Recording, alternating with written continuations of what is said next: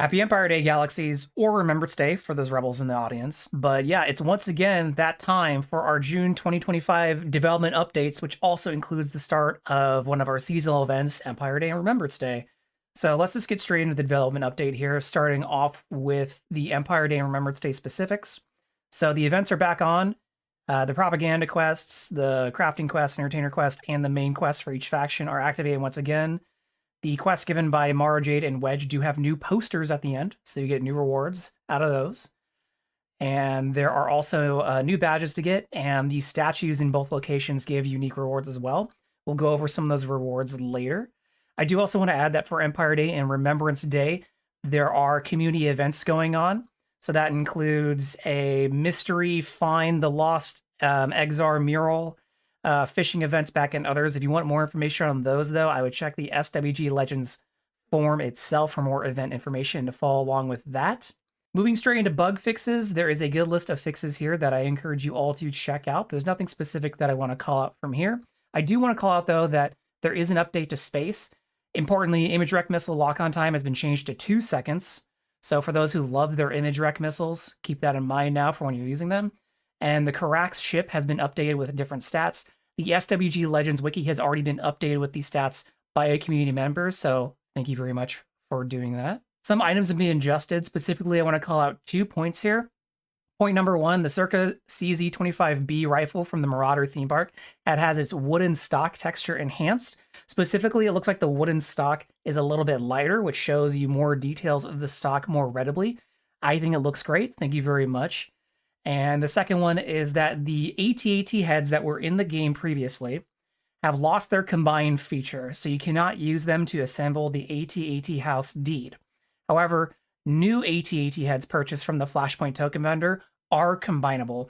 I believe this change was to help incentivize more Flashpoint play, so that players are going to Flashpoints, earning tokens, so that they can assemble the AT-AT house deed, which is now possible in the game, and we'll get to that later. Important for Jedi, Sweep 8 now functions more like Force and Rage, which is basically a taunt for those familiar with that mechanic from other MMOs. So it holds aggro for a bit longer in an AoE effect. That's good. I've seen Sweep 8 used with some success in heroics during tanking by Jedi, but it can feel a little bit awkward. I would probably say it doesn't always seem super consistent, so hopefully this change makes it feel more of a AoE taunt effect. The Starship terminals have changed how the reordering UI is. So people were often accidentally hitting the reorder buttons that got added, but now the buttons have been moved to the left of the window. So hopefully people don't accidentally reorder their ships anymore. I think it's a great change. Thank you very much. With this update, we see the bulk of what it really is, which is a ton of updates to seasonal vendors. So I'm going to go through exactly what's changed with the vendors, and we're going to talk about the rewards on those vendors at the end, along with some other items that have been added to vendors or across the game.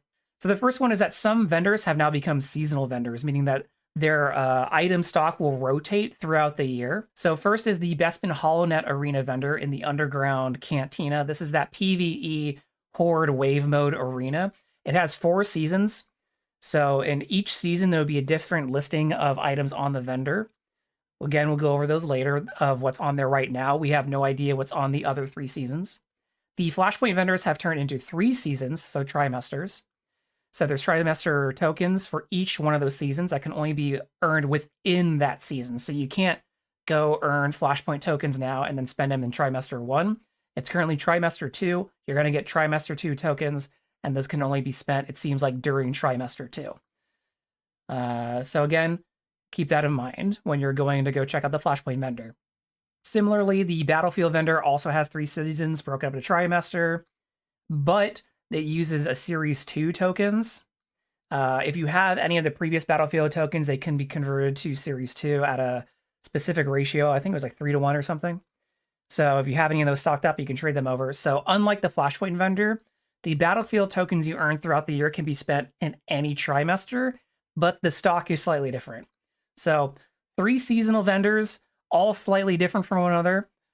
Don't worry about it too much. Just know if you play the game, you're going to get tokens and be able to get the different items on the vendor. So we'll keep it simple.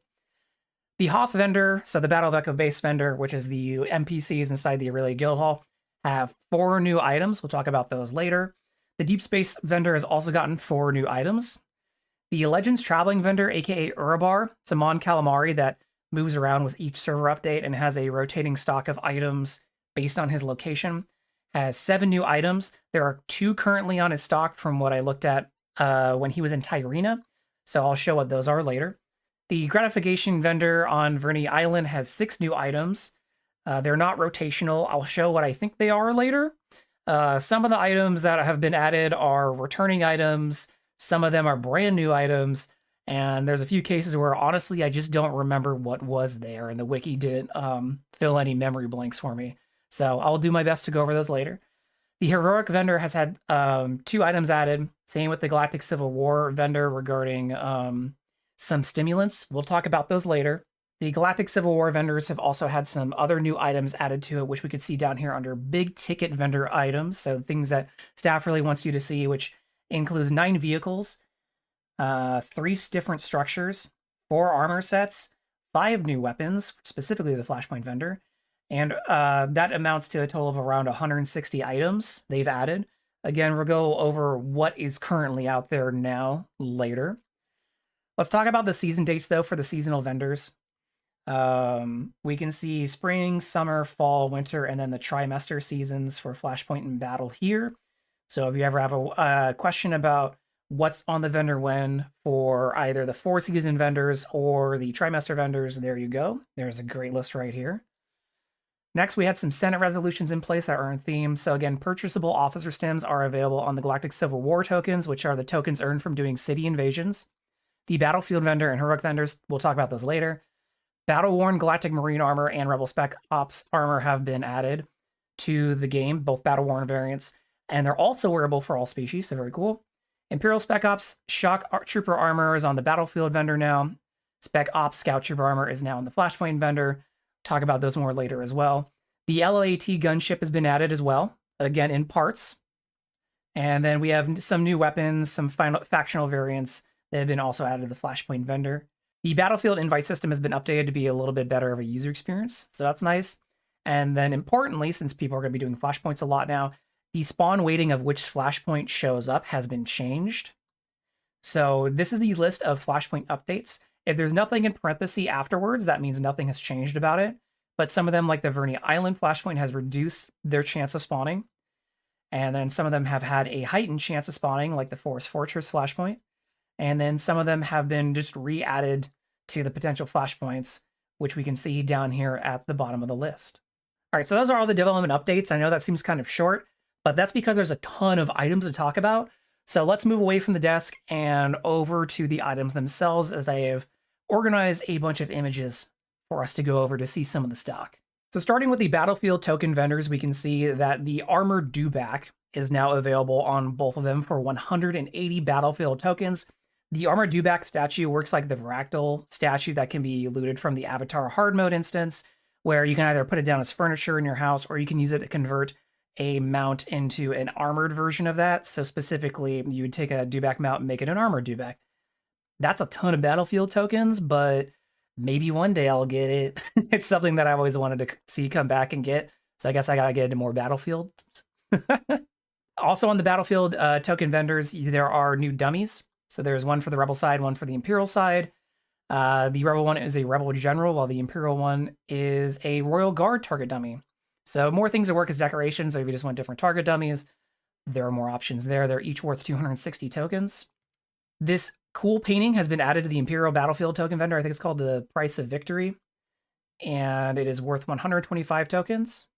To the Imperial Battlefield token vendor, we'll see the Spec Ops Imperial Shock Trooper armor that we saw in the patch notes. However, you'll see here in the list, there are only 3 pieces available. It seems that many of the new armor sets that were added to the seasonal vendors have been split up amongst those seasons. So you cannot purchase the full Spec Ops Imperial Shock Trooper set immediately. You're going to have to come back each trimester for the Battlefield vendors to buy the whole set. So keep that in mind. You can't get the full fit immediately. You're going to have to wait at least one whole year to get all the pieces. And you can see here that the chest plate is 130 tokens, so not inexpensive. But again, the Battlefield tokens can be used over any trimester. They're not trimester specific, so that might help you pay and stock up for the future. Moving over to the Deep Space vendor here for a moment, we see 2 new target dummies added, which While, you know, some spacers avoid ground, so why would they need a target dummy? I'm sure many of them would like to take out some of their anger at Cash Noons for him failing to be generous with the good ship parts, so people are pretty excited for that. People less excited for the kinder Dash Noons, but hey, might as well get the whole collection there at 50,000 space PvP tokens each. Next, we're going to move over to Empire Day just for a little bit here to talk about the rewards that you can get from the fountains. So here you can see Yoda's lightsaber at the top. That is rewarded for either interacting with the Rebel or Imperial fountains, where at the bottom, if you are a Rebel, you will get the R2-D2 bobblehead from the fountain, and if you're Imperial, you'll get the R2-Q5 bobblehead. I'm not sure if the heads bobble, but they definitely look like they got squished a little bit. I think they're funny. Moving on to some more Empire Day rewards. There's 4. I'm not sure what the 4th one was. I don't remember seeing the Return of the Jedi painting last year, and that's on both vendors, so maybe that's the 4th one. But for Rebel, we definitely have a new speeder. And for Imperial, we have a new speeder as well. And also for Imperials, they can get the Spec Ops E11 holster, which I think is just a straight up black E11 holster. I haven't seen it yet in game, but I know some people are probably really excited about that fit. Looking at the Flashpoint token vendor, we can see here is the AT-AT head that was now added, and it is combinable for 7,000 Flashpoint tokens. People who are familiar with the previous Flashpoint tokens know that this used to be 3,000 Flashpoint tokens, so almost a little over double in cost. So definitely something you're going to have to work towards if you want that AT-AT head for either your AT-AT house combinables or if you just want another travel house item. This is the specialized blaster barrel component. It is required for crafting some, if not all, of the new Flashpoint weapon schematics that have been added to the vendor. So weaponsmiths, you're either going to need to grab those tokens to grab a few of these, or players, more likely, you're going to need to buy these and take them to a weaponsmith if you want one of these new weapons crafted. Speaking of new weapons, this is one of the new weapons out of the Flashpoint vendor. It is the DE-10 Mark II. A little bit cleaned up on the textures, and obviously it's now, instead of a silver, it is a nice, cool, dark color. I think it looks really great. It's a nice addition. It's always fun to see new pistols added.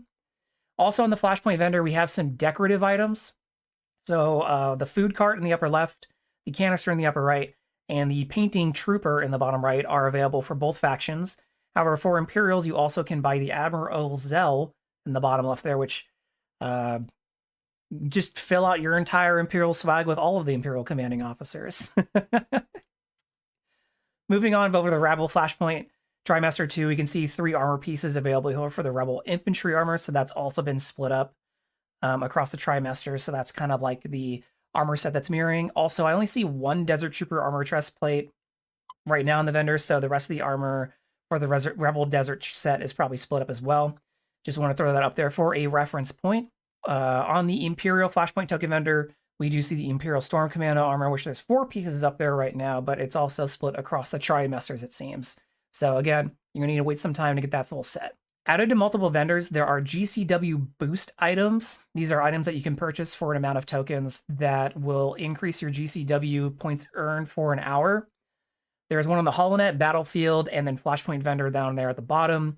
Obviously, their token costs are not inexpensive. You're gonna pay a lot if you want one of these. I think they're more thought of to be used as furniture rather than an item, as 625 Flashpoint tokens for 10% GCW for an hour is a ton of Flashpoint tokens. Yeah, so I think of these as furniture because I don't believe they're reusable. I haven't purchased any of them yet. I don't know if I will, but they're there. On the GCW token vendors, so again, these are the tokens earned from participating in ground GCW invasions. We see the Battle Worn Spec Ops armor there. This is not a seasonal vendor, so it's all right there among the other Battle Worn sets. We also see that the Battle Worn Galactic Marine armor has been added to those vendors respectively, and they're all right there in the list, as you can see, among other Battle Worn sets. These are some of the new items that were added to the Token of Gratification vendor, so we can see that there is a bed with some fun Star Wars characters on it. A pod racer, I think that one's new, the Balta Trabat. Again, don't exactly remember what all pod racers were on there, but people were pretty excited about the Heir to the Empire painting, which those unfamiliar with Heir to the Empire, it is one of the old novels involving Thrawn, which you can see there. There he is, hanging out, looking ominous. And then we can see some returning items have been added to the vendor. So we can see that the Corvette and Lambda holograms are available on the gratification vendor. And then the paintings on the bottom were from a previous Empire Day from the fountain, but they can be purchased on the vendor. Again, these aren't new, but I wanted to make sure people are aware that if you missed them from previous years and you can't find them on the bazaar, you can come to the token of gratification vendor and acquire them there. Looking at the HoloNet now, one of the newest things we see added is a new lightsaber. This is a two-handed lightsaber blade called Gifts of Legends. I have not seen what the hilt looks like yet, but it's very expensive to get. So hopefully somebody crafts that soon and shares around what it looks like. We also see any other target dummy here with the Accolade. So you can spawn a big Accolade in your house as a target dummy to attack, or if you just want a big Accolade in your house roaming around. I think that's a really cool decorative item. We also see here, this is a deed for a BB-8 series droid. So we've seen BB-8 before in the game at Legends Run events spawned in, but there hasn't been a droid schematic for that chassis. There's one now in the HoloNet vendor. This is a target dummy for a Super Battle droid, so those SBD fans can get some of those guys up in your house. We also see the addition of the first combinable item for the Build a Jetpack series with this Boba Fett statuette. This is used as one of the items to make the Merson JT-12 jetpack, aka Jango Fett's jetpack. So it has bright colors, it's not all gritty and dirty like Boba Fett's here. So this is the only one I think currently in the game for that collection. I don't know where the other three pieces are yet. They could be on Urabar, the traveling vendor, which we'll talk about later, in a different location, or they might be in different HoloNet seasons. I would bet the HoloNet seasons, considering there's 4 of them and you only see 1 here. So again, it'll probably take a full year before we see those jetpacks appearing in the game, but it's got a huge gas requirement with 7,100 unrefined and 450 refined. So you better get to playing the HoloNet if you don't already stocked up in gas. The Mahjong full cabinet has been added. We saw the standee on the gratification vendor in the past, but now in the HoloNet, you can get the full standee if you want that. It's cool. You know, build out your SWG arcade, even if it's just full of Mahjong tables. This is also a painting available on the HoloNet. It's the Wing Quinker. Looks cool, fills out any BM lab aesthetics. We also see some items returning to the game or acquired by different means on the HoloNet vendors. So we see the return of the Exogorth gloves, which were a reward during one of the Legends anniversary special celebrations in the past. And then you can get another Holopet emitter from the HoloNet vendor as well. This is a new piece of furniture on the HoloNet vendor. It is a Galaxy table. Pretty neat. We also see some more employment contracts. So these are items where it will allow the trader, once consumed, to hire either a battle droid as a standing vendor or a Kitonak. So I'll get some more variety in shop setups. This is on the Echo base vendor. This is a miniature AT-AT replica, which again was previously obtainable in the game, but now has made it obtainable here. This is new. This is an AT-AT statuette, which is one of the combinable items for the AT-AT house deed. And we can definitely see that it requires 100 Echo base tokens. And also faction specific for the Hoth vendors, we have the Imperial Snowtrooper target dummy and the Rebel Snowtrooper target dummy. So again, a lot of target dummies coming into play here. And finally, on the Echo base token vendor, we see the kneeling Darth Vader statuette, which is one of the combinable items, again, for the AT-AT house. Here's the beginning of what I would call the parts added to the game. So similarly to the Merson jetpack, you need to collect parts to then combine to then get the item you want. So these are the parts currently available for the Moonalist Relaxation Pool Blueprint or Deed. I think it's for the Deed directly. So the first one's from the HoloNet, second one's from the Battlefield there in the upper right, and the bottom, that is the actual Flashpoint vendor. You can see these are huge costs.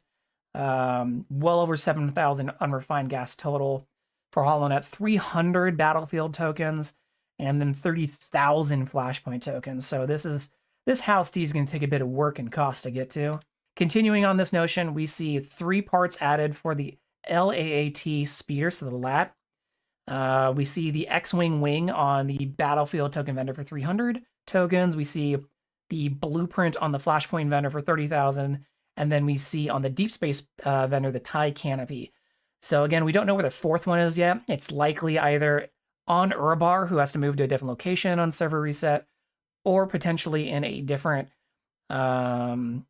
semester or trimester for the seasonal vendors. So again, you're not going to see any LAT gunships speeding about for now until that 4th one's added to the game.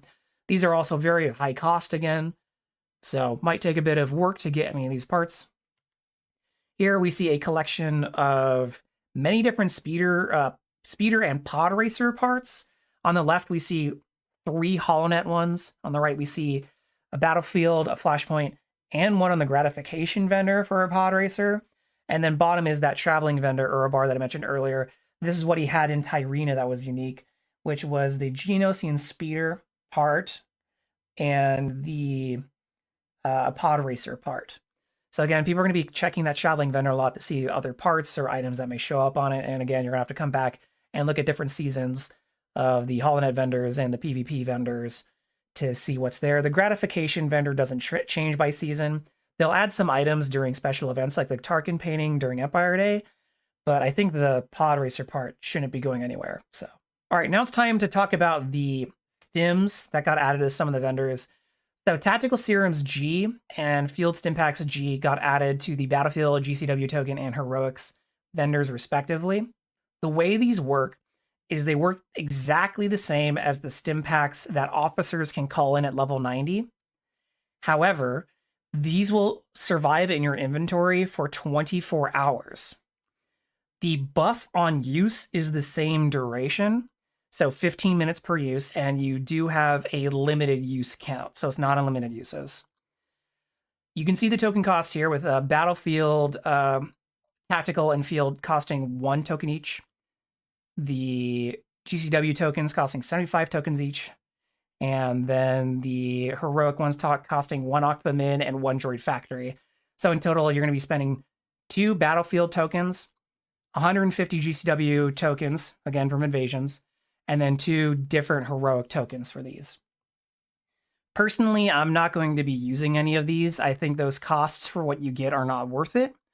I have seen some users taking advantage of the GCW token one. Personally, I wouldn't, as I don't do city invasions that frequently, and I rather use those tokens on other items on the city invasion vendors. Either I maybe want some of the new armor added, I still haven't gotten the tank for the Imperial side, or I just like buying the consumable GCW tokens for weeks where I can't finish getting my GCW points for the week. So none of these are worth it to me. For some added context, this edition stems from a Senate proposal, as we saw in the patch notes, and it is a little bit different in implementation than the Senate proposal. What is the same is the vendors that these items got added to. What's different is the amount of uses and how long the items last in your inventory for. The original proposal said that the tactical and healing stims should have unlimited uses, but more importantly, last for 3 and 7 days in your inventory. That makes a bit more sense for me as, for example, when I go do a Heroic, I am using an officer stim, right? I want to have that buff for those Heroics for my own survivability and just to make things go a little bit faster, as they're very powerful buffs. So if I spend an Aqua Min token and a Droid Factory token to go buy officer stims that last 24 hours, and then I do Aqua Min and Droid Factory, I have a net gain of tokens. There is no case where I find that's worth it, even if I have an excess of those tokens. That just doesn't make sense to me, especially when if I am having a hard time finding officer stims from a bot, or if the group member can't call them in, usually somebody will just give me some, like 6 tactical stims is usually enough to last the entire Heroic run if you do a set of 5. So right now, I don't think they're worth it for me. Now, obviously, some players have been using them, especially the GCW token vendor again, as maybe some people are just flush with GCW tokens. I'm not in that case. 150 tokens is a lot to me, considering that on a good defense, you might get 1,000, but more often than not, I'm getting more in the range of like 300 to 500 anytime I do an invasion. That's after an hour of work. I don't really want to spend 15 to 30% of the tokens I earn in invasion on stims that I could have found or just borrowed from somebody or got from somebody else. So hopefully that adds a little bit of context on where these stims come from, what the purpose of them are. Right now, they're not any more convenient than me finding a bot or asking somebody else for their stims. So I will not make use of this, but again, some players might. The one that's probably the hardest sell is the Battlefield tokens, considering individually those tokens are worth a lot. So I don't really foresee anybody using it on the Battlefield vendor for now. Again, if they go to unlimited use and last longer durations in your inventory, maybe. But for now, no. Some of you may recognize these. These are XP boosting items. They were previously attainable from Legends events, typically during the May the 4th celebrations or seasonal events. You can currently buy 3 of them from the HoloNet vendor. You can also buy some from the Battlefield vendor, and I believe there's also some of the Flashpoint vendor, maybe. I don't remember. But again, they're all pretty high token costs. I see these more as like furniture rather than using them as an actual XP boost, especially the Battlefield token one. 35 Battlefield tokens for 20% XP gain or a random collection item at level 9. That's a lot of tokens. So again, I kind of look at these more as like furniture items rather than specifically like being consumed, because these are consumed on use. I know these are for a fact, unless that's been changed. Hi everybody, that was Sunday Burrito. This is Monday Burrito because Legend staff dropped a hotfix that changed just a few things. The most important things they changed is down here on the seasonal vendors of these hotfix though. This is regarding some of the items that I've already talked about earlier in the video, namely the stim packs that last for 24 hours you could buy have been adjusted in their quantity size. So previously you could buy 24 tactical stims and 48 field med packs, but now it's been upped to 96 tactical stims and 192 field stim packs, which is a good change. That gives people more value for their buck. However, that only addresses one of the 2 points of criticism I have, which was number of uses, much better. But still, they have that 24-hour duration. So again, this isn't worth it for me specifically, but I could definitely see this being useful for some other players. Also, there's been some item adjustments, namely the Mandalorian Skull Banner on the Deep Space vendor has now been adjusted to be available on the winter and spring seasons of the vendor, so it matches the other Murasana jetpack combinables. Cool.